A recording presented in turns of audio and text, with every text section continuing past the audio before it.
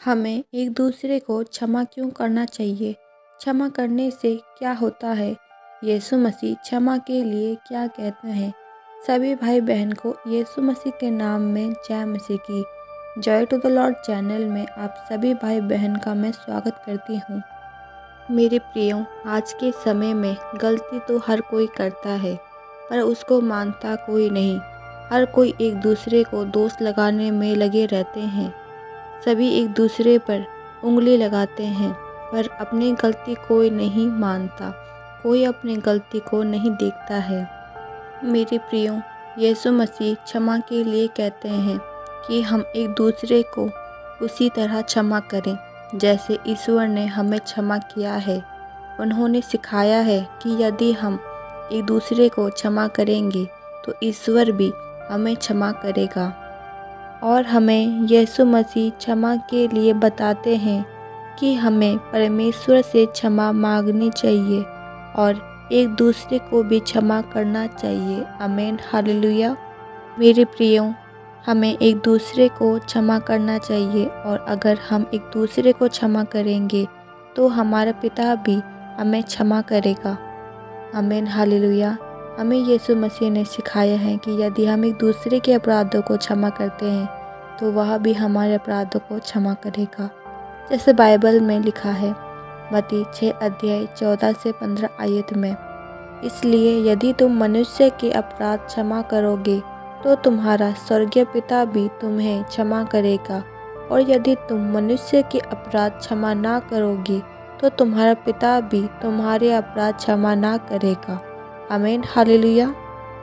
मेरे प्रिय भाई बहनों, क्षमा करने का अर्थ है बदला लेने के बजाय दया दिखाना और किसी के अपराध को माफ़ करना, जो परमेश्वर द्वारा मसीह के माध्यम से हमें दी गई क्षमा का मतलब है।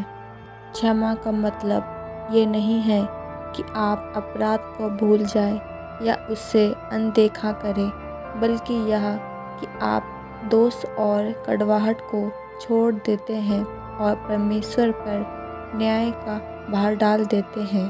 मेरे प्रियो, बाइबल में बहुत से क्षमा के उदाहरण दिए गया है, जिसमें यीशु ने जब वह सूली पर चढ़ाया जा रहा था तो यीशु ने कहा, पिता इन्हें क्षमा कर, क्योंकि वे नहीं जानते कि ये क्या कर रहे हैं।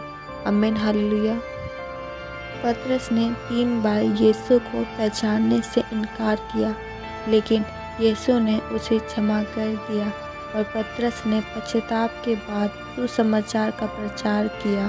पौलुस ने एक समय में वह मसीह के अनुयायियों पर अत्याचार करता था, लेकिन बाद में उसने यीशु को स्वीकार किया और उसके लिए प्रचार किया।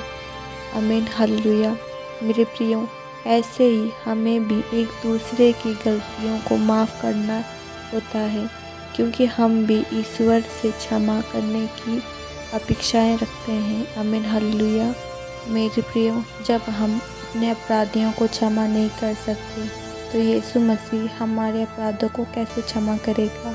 इसलिए यीशु मसीह हमें कहते हैं कि पहले तू अपने अपराधियों को क्षमा कर, तब मैं तुम्हारे अपराधों को क्षमा करूँगा। आमीन, हालेलुया। तुम्हारी गलतियों को क्षमा करूँगा, तुम्हारे अपराधों को क्षमा करूँगा। आमीन, हालेलुया। यदि आपको मेरी वीडियो पसंद आई तो चैनल को लाइक, शेयर और सब्सक्राइब ज़रूर करें। परमेश्वर आप सभी भाई बहन को आशीषित करें।